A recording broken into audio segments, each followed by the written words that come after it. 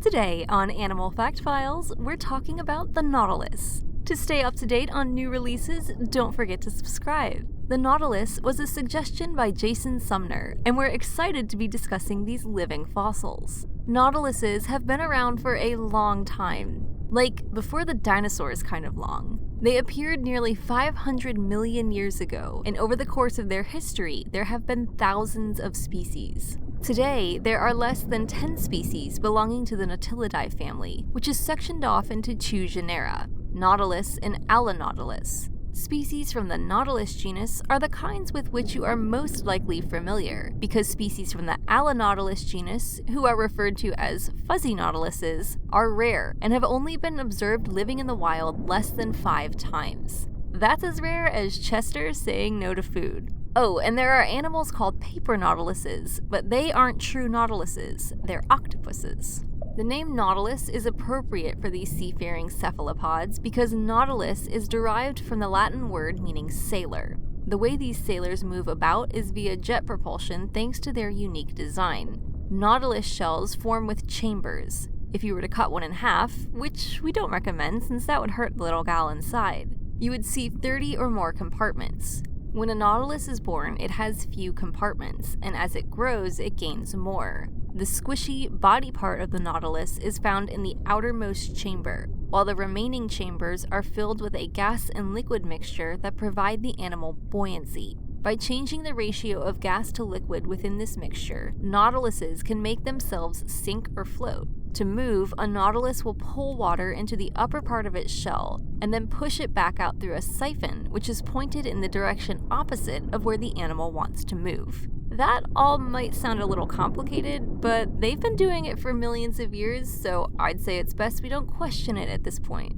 For as durable as nautiluses have been throughout history and prehistory, they don't really hold up well in captivity, so we haven't had as much opportunity to study them. They're captured for their beautiful, elaborate shells, which are sold as decoration pieces. But it's believed that their numbers could be declining, so many people frown upon this practice. Nautiluses are gorgeous though, boasting colorful shades of red or orange against creamy whites. They can reach 10 inches in shell diameter, and they have upwards of 90 or more tentacles that can be completely retracted into their shell and hidden under a tough hood. Their tentacles do not have suction cups like those of an octopus, and instead have grooves that help with holding and grabbing food. Nautiluses eat crustaceans as well as fish, and they also scavenge for dead animals. In turn, they are consumed by sea turtles, sharks, octopuses, and sometimes even other nautiluses. In order to avoid predators, nautiluses are mainly nocturnal, and some species participate in a daily migration. When we landlocked mammals think of migration, we likely think of moving on a horizontal plane, but many sea creatures, nautiluses included, migrate on a vertical plane.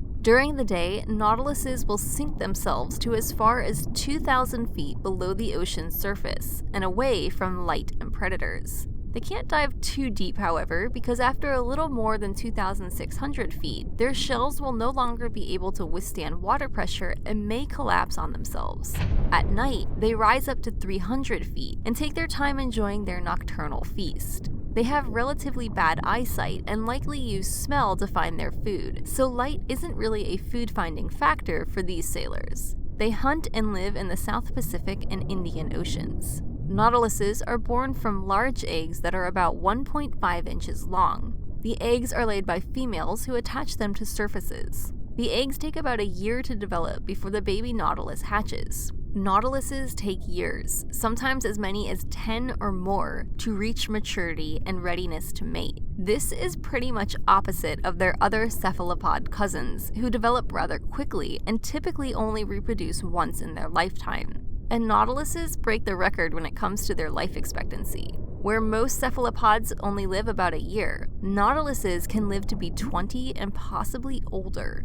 For more facts on nautiluses, be sure to read through the links in the description. Tell us in the comments what you think of these fascinating sailors. Give a thumbs up for awesome animals, and we'll see you next time on Animal Fact Files.